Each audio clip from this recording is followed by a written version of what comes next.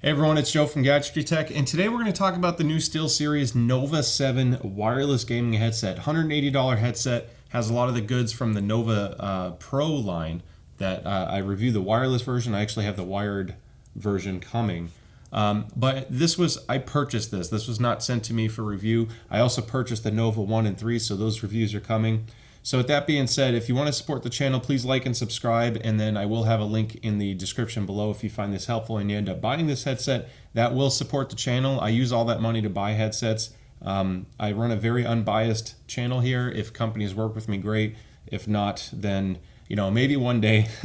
But until then, I try to use all the money I make to help get more coverage. So I have a lot to say about this headset. I have a lot of comparisons. There's measurements, EQ tuning, all the stuff that you need to know about this headset. So if you only care about certain things, I will have chapters. So take a look at the description and the play bar. That'll help you get to the section you care about. So with that being said, let's talk about specs. Okay, so as far as the differences go, there's really only two major differences between all three models. If you get the 7X, the Xbox version, you get a green headband. Now you can replace these online. They sell different ones and they're swappable, so if you have different sets, you can mix and match if you want to confuse yourself, but the Xbox version is green. PlayStation version, naturally, that has a blue headband. Now the change with the PlayStation version is on one of the wheels. So this has a couple different wheels. I'll talk about controls after, but on the Xbox and the PC version, the right wheel is a game to chat mix. So you can adjust how loud you hear your friends or Discord versus how loud you hear the game.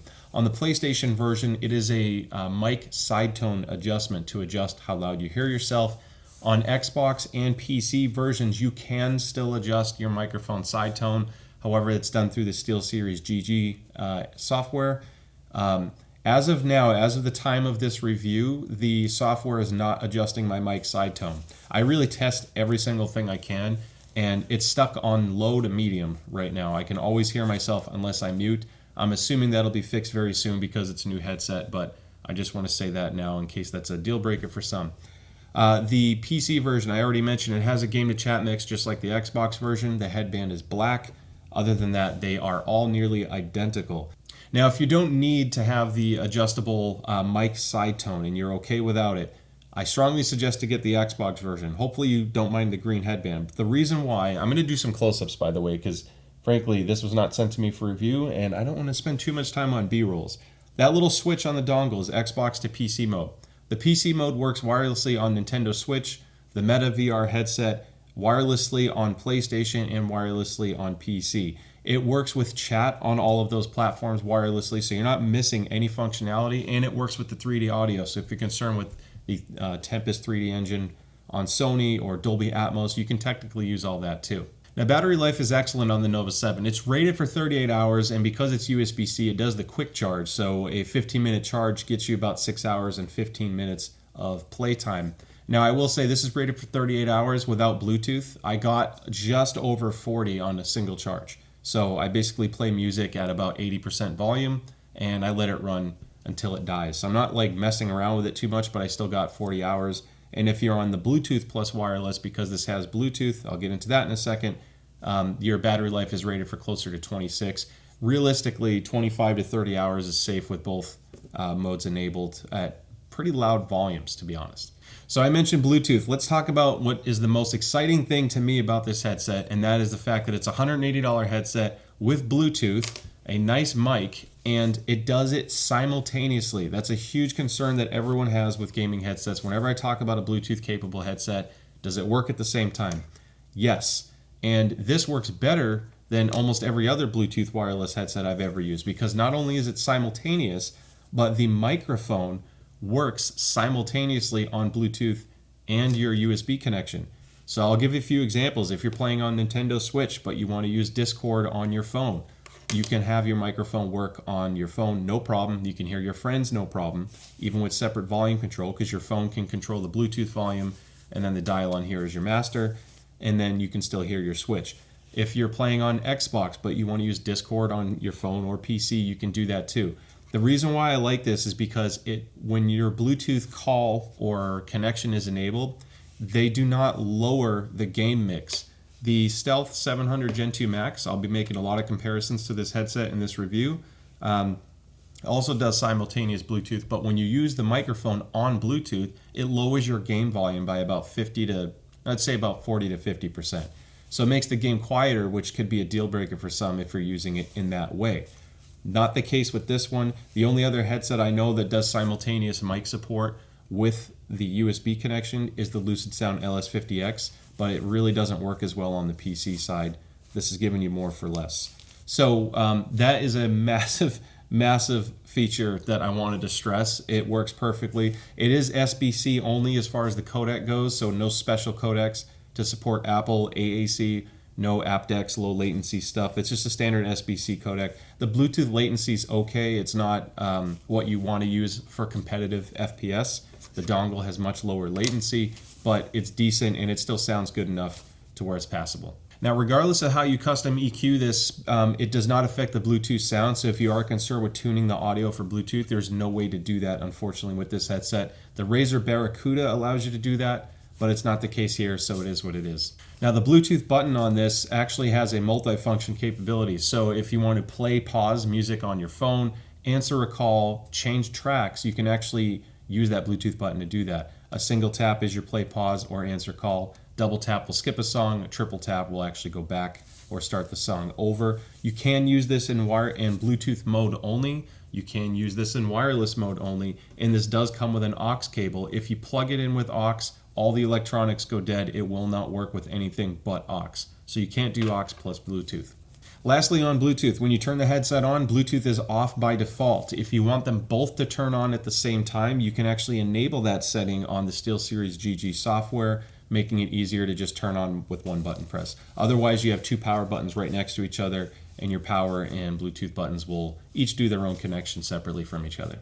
Now, as far as what you get in the box, I mentioned the aux cable. You get a USB-C to A cord, which will charge the headset. It will work and charge at the same time. You just have to use the dongle for your audio side, but that's what you would use that for. And then you get a USB-A to C extension cord. That will convert the dongle to a USB-A connection, which is what's necessary if you have, let's say, an Xbox Series X, because for some reason Microsoft didn't do USB-C. So you have to use this cord on Xbox, otherwise you don't really need it.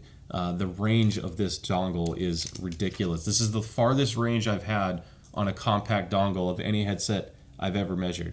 The only ones that have exceeded it in range is the Astro A50 and the new SteelSeries Nova Pro wireless because of that external base station.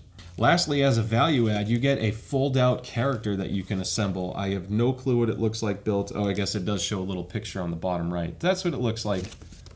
Anyway, that's what you get in the box. So talking about build quality and comfort, there's a lot to like here. This is all plastic. I didn't really find any metal except this outer part of the headband, but the rest of the assembly is plastic. Now, I did take these apart, like completely. I even unscrewed the little security screws inside because I'm concerned about that single yoke mount. They just keep doing the same mount since the Arctis series, only now it's all plastic inside. So I don't know if because of the characteristics of plastic on plastic, it's actually less likely to break. Hopefully it holds up well over time, but I didn't really see any other major change. It's not like it's reinforced inside. Other build quality notes though, it's very quiet. There's no weird creaks or odd noises that you get, I guess, when you're adjusting it. It's very flexible. It does lay flat, so if you're concerned with that, you can lay that on your neck. Still kind of tight on your neck, just like the older SteelSeries ones. They don't really open up when you have them folded on your neck. They kind of go in. I do love that is back to the Sport Weave fabric. So Sport Weave has been one of my favorite ear pads for a gaming headset because they offer comparable noise isolation, which means you get a decent seal. It blocks out some background noise, but they are great for long-term temperatures. Your ears get hot on almost every gaming headset for the most part. Over time, they get pretty warm, but on the Sport Weaves, they stay cool. The Stealth 700 Gen 2 actually stays pretty cool as well, but I love this material. It's really durable, it doesn't get dirty, and it's comfortable. Now, on the note of the pads, they are extremely soft and squishy, not crazy deep, but there's no ANC mic bump because there's no active noise cancellation. This is great for glasses. So I'm going to transition to the headband, and that's why I wanted to start with the pads. The headband out of the box to me was like crazy loose. I got like no clamp force. I felt like this thing wanted to fall off my head if I moved too much. So luckily, this little strap system that they give you where you can kind of pop it on and off, what I do is I basically lower the headband. So when this is clicked on the top two circles, which I'm going to press in really tight now because it's a little stubborn to get. There we go. So now I have a bigger gap right here. That does two things. It creates a stronger clamp, which usually gives you more consistent sound performance, and now it's not as loose on my head. Now this is still an extremely light clamp force. This is the lightest that I'm okay with, but if you are a glasses person, glasses comfort is excellent with this headset.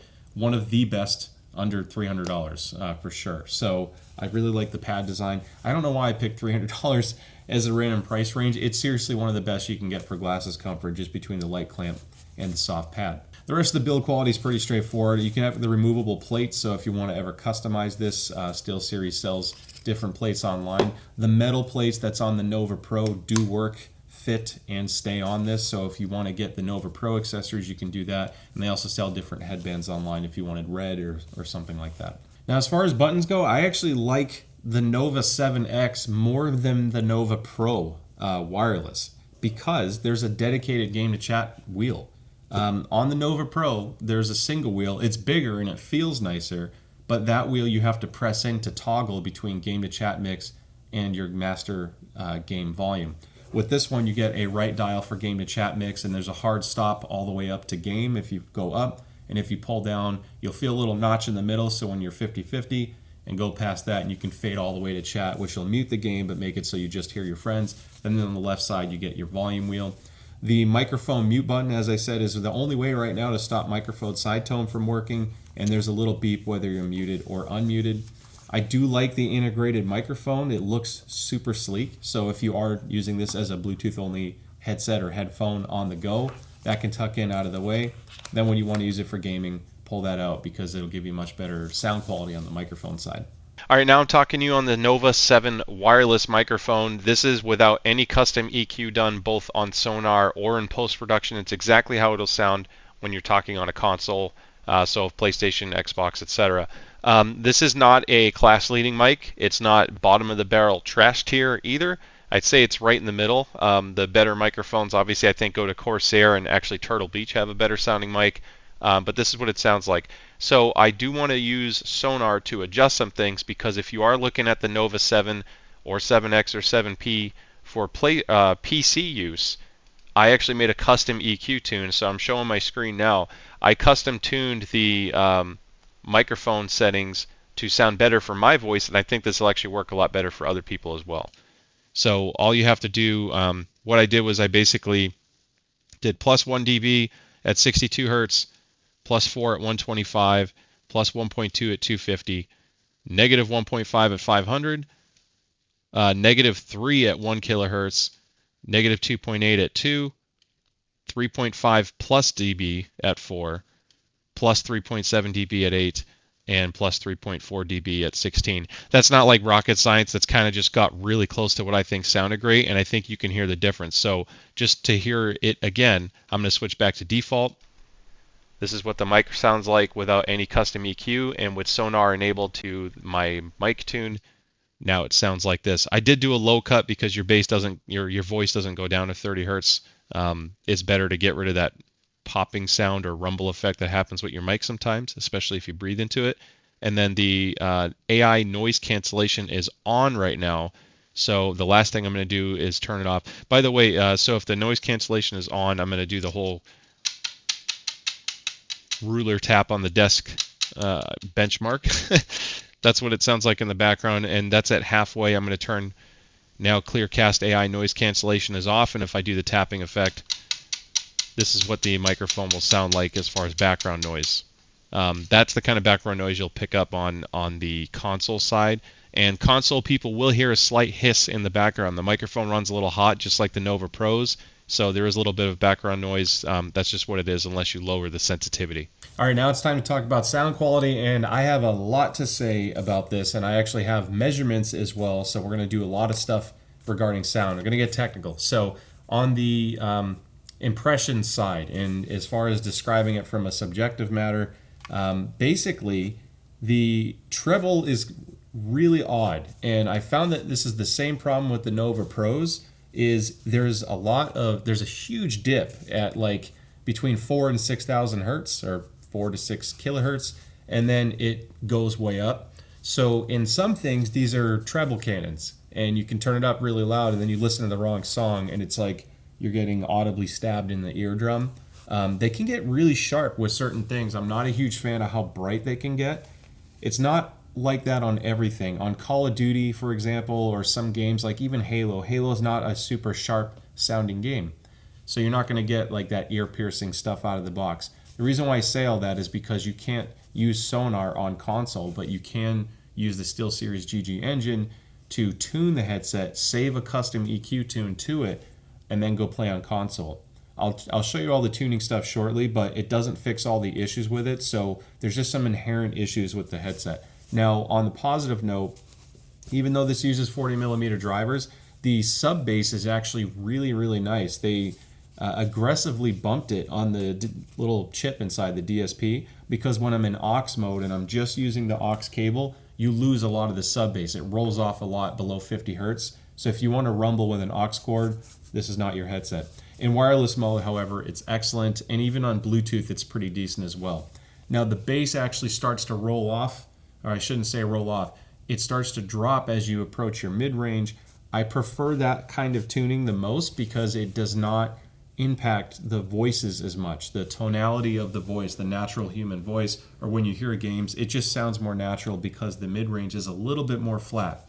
There is a dip at like 400 to 500 hertz, so some things, some male vocals may sound a little bit hollow or shallow. I'm being critical because it's $200, $180 gaming headset marked as like, high-end, high-fidelity sound. There's pros and cons to this headset. It's a great value headset, but I just want to describe the sound as accurately as possible. Now, the dips and the highs are odd because some stuff can sound kind of dark, then like I said, all of a sudden it gets bright. I'm being critical with the description, but overall out of the box, it actually still is a pretty pleasant headset to use, especially for gaming. Would I buy this for critical music listening as a Bluetooth headphone? No, not at this price range. There are better options on the market for music specifically. However, for gaming, it's great. Now, when it comes to soundstage and imaging, soundstage is how far things can appear to be in the game. I guess I shouldn't say appear. It's when you hear a bird out in the distance, how far can this headset project that bird? That's what soundstage is. The soundstage on this is above average. It's not, I wouldn't say it's the best soundstage I've heard. The Nova Pro wireless has a little bit better soundstage. The VZR Model 1 has a better soundstage, but it's still good. Now, what I really like about SteelSeries, and I'm learning more about headsets as I review them, so things may change down the road, but SteelSeries seems to have really good driver matching. Now, I'm sure it helps that they use the same driver on damn near everything, so the Arctis or the Nova 1, 3, and 7 all use the same speaker. However, they're matched really well, and honestly, driver matching is more important in a lot of ways than a lot of the frequency response that you see. If this headset has a slightly wonky frequency response, but overall it's okay, then you have another headset that measures flat. However, the two drivers don't measure the same, as in, one of them has a couple extra decibels at a certain frequency, or there's phasing issues. All of that can screw up your imaging, which is how accurate you can place an object in your virtual holographic sound space. The reason why I bring all that up is because if you're using this for FPS, just to cut right down to it, this is one of the best $200 or less gaming headsets I've ever used for FPS. The driver matching is excellent. The latency is extremely low, and overall the EQ profile, when you factor everything in, it still makes it very easy to hear stuff. So I think on the value side for FPS, it's great, and obviously we can tune it to improve some of that. All right, so I talked about sound quality from a subjective point of view, and just to recap, I think the sound quality is great. I think it needs some tuning. We're going to get into why. However, for most people, I think as a gaming headset, this stacks up really well against the competition and out of the box. So what you're looking at now is custom measurements. I'm going to start disabling some things, and then I'll kind of turn different measurements back on and explain what you're looking at. So this is what the 7X sounds like out of the box, the Nova 7. It is a bit all over the place. Like I said, you have some emphasized bass, and you can see over here on the left, You get that emphasized sub bass. This is your rumble, if you will.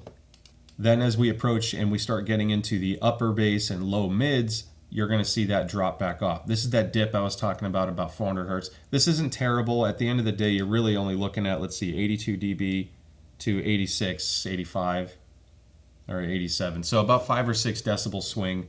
Not terrible. I've seen much, much worse on gaming headsets. And then it's relatively flat in the mid-range, which I really, really like. Again, from a vocal standpoint, it actually sounds pretty decent. There's some weird issues up here. This is common with all Nova headsets so far.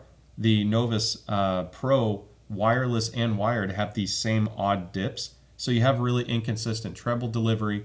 And then you have, the way my measuring system works, I actually have a headphone measuring rig that I purchased and custom calibrated the mics. So I don't like to take everything you see up here as 100% accurate. These mics tend to be a little wonky when you get into really high frequency. However, this is fairly close to what I've heard and interpreted as far as sound response goes. Now, I custom tuned this with my own setup in Sonar, and I'll show you the Sonar tune in a moment. But I'm just going to highlight my tune and kind of overlap it. So the bold line that you can see here, I fixed that huge dip in the mid-range and I leveled out the bass. There is a little bit of a jaggedness to it, to this frequency response. You can't fix this headset completely. It's not going to be perfect, so you're going to have some little odd spikes and dips, if you will, but it's not major. I also lifted the upper frequency range a little bit. If you look at the 3 to 6 kilohertz range, basically up in this region here, I fixed some of it, but I didn't want to go too far, and I'll explain why in a moment. And then I had a slight lift in one of the dips on the treble, but overall pulled a little bit of the treble down so it's not quite as sharp. So this tune that I did helps improve the tonality of the bass in the mid-range. It makes everything a little bit more flat. It helps address some of the issues I had with the treble, but there's no way to properly fix it.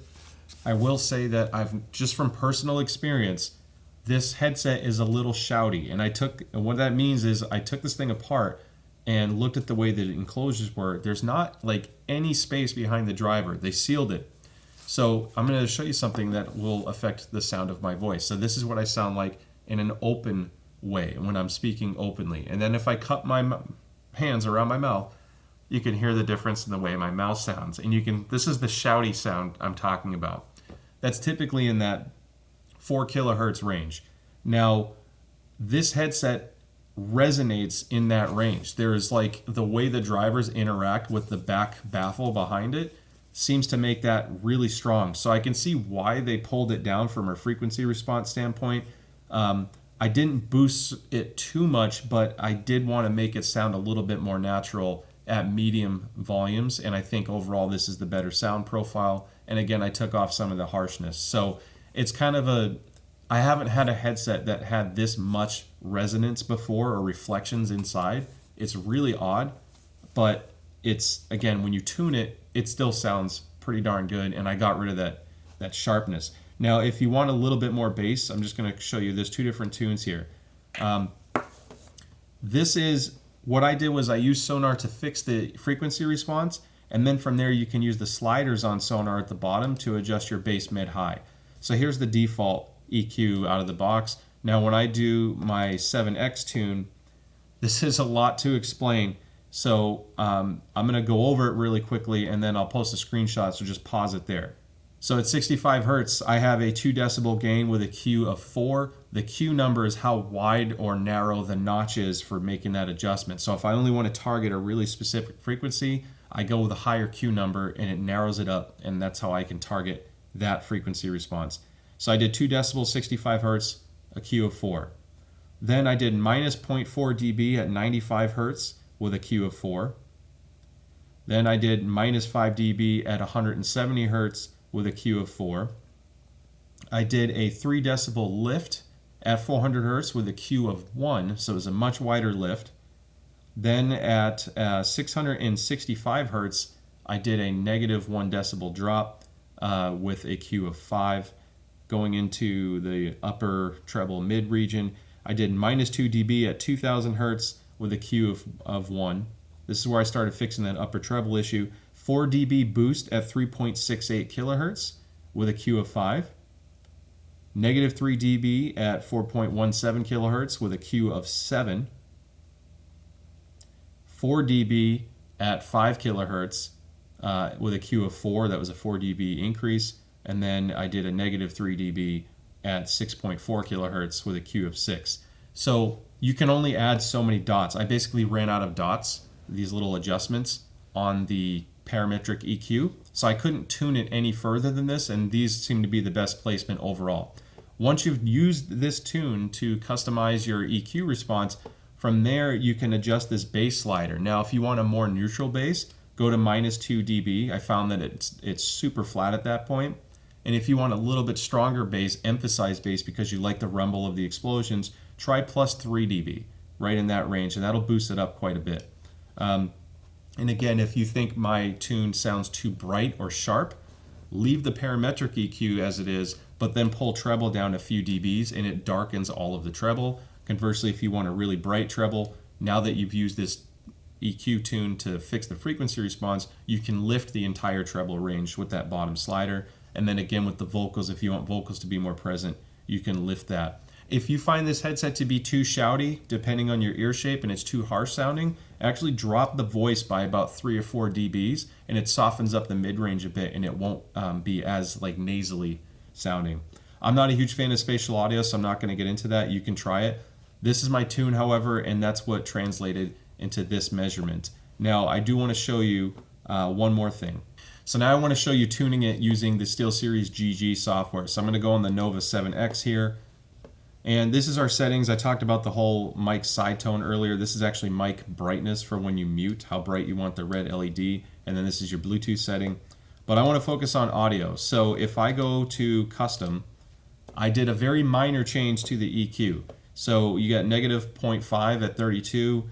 And then I believe, yeah, so this is easy. Honestly, just pause it. I'm not going to waste time going through it, but take a screenshot of it. And you can see these changes. I didn't do it as much because the DAC works differently. And when you go into the measurements of it, this gold line that's highlighted now is the DAC tune. So if I compare the DAC tune versus out of the box, you can see my tune, again, fixed some of the upper treble issues. It also fixed the mid-range just a little bit. It kind of got rid of that dip to an extent, but that was about the most I could tune out of it. Obviously, your mileage may vary and you might want to make your own adjustments, but that is the DAC tune. Now, I mentioned how this headset sounds very different in aux mode, so I'm going to highlight that now, and we're back on the screen here, and you can see there's a huge, it's the total opposite on the mid-range of what I experienced using the wireless mode. So instead of having a dip in the 300 to 400 hertz range, there's a massive spike, and it lifts way up. It's still relatively flat to bass at that point, but it's a very different sound profile. And I mentioned the whole sub-bass issue before. Basically, once you get below 40 hertz, all your bass basically goes away. Doesn't sound terrible. For the most part, it actually still sounds pretty decent. So if you have to fall back to aux or you need it for some reason, just know that it's going to sound quite a bit different than the wireless one. And just to confuse you further, I also measured the Arctis 7X, the old Arctis, and totally different sound profile. If you're colorblind, I'm going to highlight the Arctis 7X now. I don't know if red and green messes with your eyes. The Arctis 7X had some serious tuning issues. There was way more mid bass and it became kind of muddy sounding. There's a lot more heft in the upper bass. And then the treble didn't have the same dips because the design was different on the ear cup, but overall it was an even brighter sounding headset. So I am not a fan of the 7X sound profile, but anyway, that's how they compare from a measurement standpoint. Now, interestingly enough, SteelSeries updated the 7X Arctis, or Arctis 7X. So they have a 7X Plus now, which is only $10 less than this, but doesn't have Bluetooth and doesn't sound as good. So in my opinion, I wouldn't even really be looking at the Arctis anymore. I'm not sure if that'll upset SteelSeries, but the Nova is a better headset in almost every single way.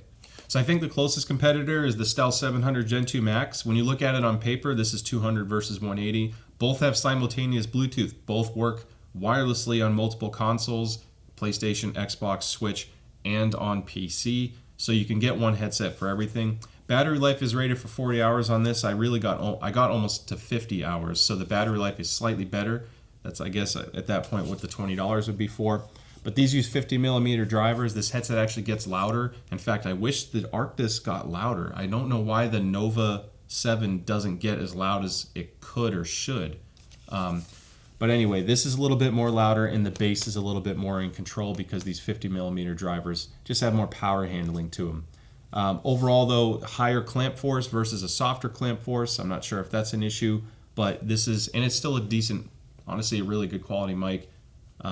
Simultaneous Bluetooth on both. However, this one does lower the game audio when you have a Bluetooth call enabled. So if you're using Bluetooth for Discord, it'll make your game quieter. Whereas on the Arctis or the Nova 7, you can hear your game at full volume.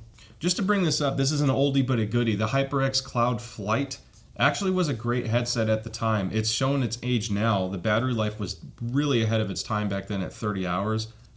Sound quality is actually really nice out of the box. So if you just want an Xbox headset and you don't want to mess around with anything, this sound profile is a little bit less harsh. It's not as sharp sounding up top. The bass isn't as inconsistent. And overall, it's an okay headset, but it's micro USB. And honestly, for the money, it's outgunned from features. It's really just a wireless Xbox headset. You get no crazy other stuff to go with.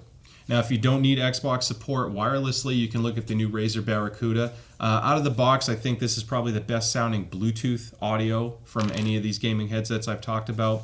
Comfort-wise, it's decent. It actually also has that sport weave fabric, just like the Nova, which I love. The ear cups are a little bit more shallow, but they're padded, so your ear does touch the pad a little bit. Still extremely comfortable, and I find the clamp force to be really nice. I also think the dongle is a noticeable improvement. When you compare the two, look at the Razer dongle compared to the SteelSeries. It is a massive change on size. So the Razer's not bad. I think ultimately you're getting more features and capability because this doesn't give you simultaneous Bluetooth, but it's still a decent sounding headset. Microphone is subpar. The Nova honestly has a beat overall. So the last comparison I'm going to make is the Nova Pro wireless because ultimately some people might be wondering if they need the Nova Pro versus the 7. The Pro has the detachable replaceable batteries. It comes with 2 of them. You get the protein leather ear pads, which gives you a little bit better noise isolation and bass response, and the active noise cancellation. Honestly, this is a better headset. I do like the Nova Pro wireless more. However, I think that you get a better bang for your buck with the Nova 7. It's giving you so many of the same features for less money, and they sound fairly similar to each other. I like that there's no active noise cancellation mic bump inside. This is a more comfortable headset of the two because you don't have to deal with that, and I honestly love the sport weave when it comes to long gaming sessions. So sound quality wise, they're more similar than you'd think. These just have more power handling at higher volume, and they get louder. But I do like how the Nova 7 has the dedicated game to chat mix. To me, that's a huge win. And on Xbox, this is a much easier headset to use. So you made it to the end of the review. Congratulations. I spoke a lot, and the measurement side I know took a lot of time, but it's really important to understand, I think. I'm trying to go a different direction with my channel than other ones out there and be a little bit more scientific and detailed. So if you want to invest the time, hopefully you get more information out of it. I really like this headset. It might get used more often than I expected to, just because when I'm playing games like Call of Duty, the most important things are hearing footsteps and being able to adjust my game to chat mix when I'm in Gulag or driving a car. And to me, having a really fast acting chat mix to turn them down or up depending on the situation is a critically important feature to me.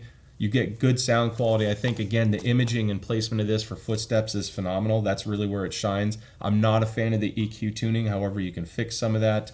Microphone quality is okay. Comfort is excellent. And lastly, that simultaneous Bluetooth is awesome. I don't really use Discord at the same time I'm on Xbox, for example.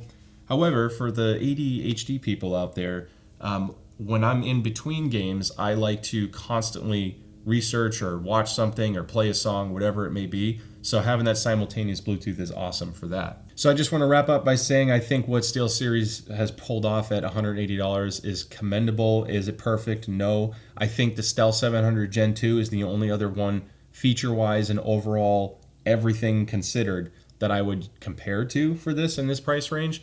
So it's great to have options, and I think the Nova Pro is a perfect addition at this price point.